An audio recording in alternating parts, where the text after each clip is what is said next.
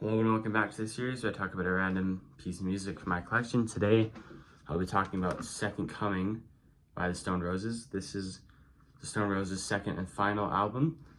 They are probably the most, well, depending on who you ask, I kind of don't agree with it, but to most people, they're the most essential act to the Manchester scene, which I've said before is one of my major musical obsessions. Although this is not strictly speaking a Manchester album because it just doesn't sound like one, but they are definitely a Manchester band, so you can decide for yourself.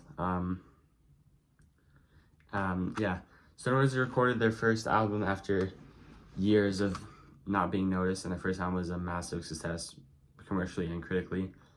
And then they had disputes with their record label, and then which led to their second album being released 5 years later in 1994.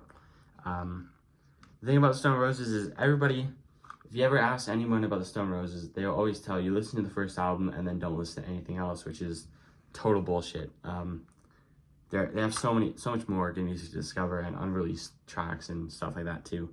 But I mean, the first album is definitely their best. I'm not going to argue against that. Although when I bought this at the record store, the guy who bought it from said he enjoyed this more than their debut, which I find a bit weird.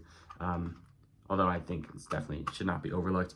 But even, I mean, I guess, yeah, I won't get into that now. But I think this is their second album, and it should definitely not be ignored like a lot of people inadvertently suggest.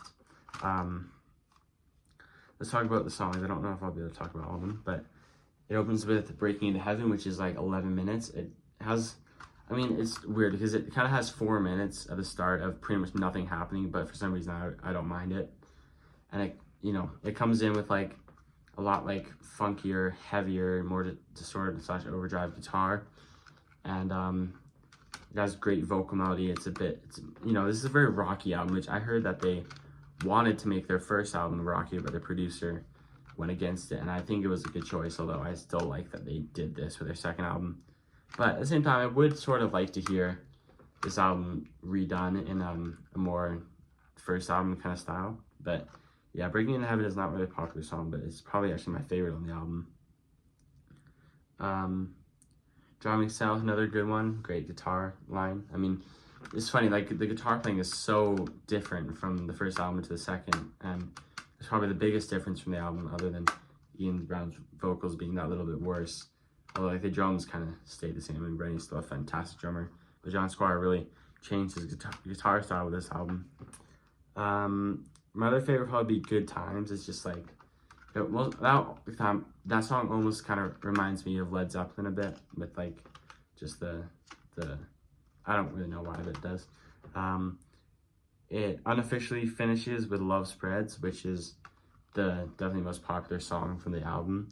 It's kind of like a twin track to Breaking Into Heaven to me, because I don't really know why, but it's a much shorter pop song version of it, but just funky guitar and heavier stuff, really cool.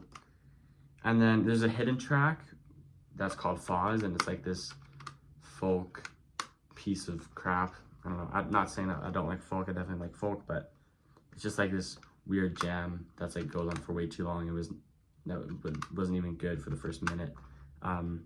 It's weird, like as a hidden track, it like a lot of hidden tracks in the CD era, because CDs always have a track listing because it's digital. They just have like the second last song will just have silence at the end, and then it'll go into the next song. But this one has like 500 tracks that are like 1 second unlabeled, which is weird. And then it goes into that. But anyway, it's a hidden track that shouldn't be there. But either way, I think this album should not be ignored. I think it's a very good album. I guess the only song I don't really like, I think Your Star Will Shine. I didn't really like that. I should probably listen to it again. But anyway, Stone Roses' Second Coming. I got this at Recordland.